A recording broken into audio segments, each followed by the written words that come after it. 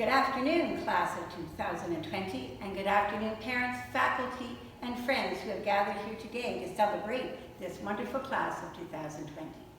Clearly, I'm here today by myself, and clearly we are in our church sanctuary. Today we are here to pay tribute to all of you students who today are graduating from kindergarten, middle school, high school, or university. We want to say congratulations. We want to say you've done an amazing job and we are so proud of you.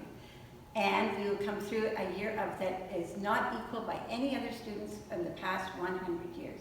So we want to say congratulations to all of you. You will be magnificent and everything ahead of you is spectacular.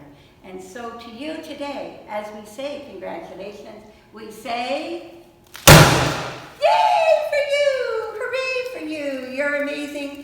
And we wish you all the very best of luck.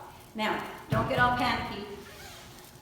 I'm taking off my clothes, but we also want to say congratulations to Canada and for who you are and who we are as a country. Celebrate safety, celebrate well this weekend.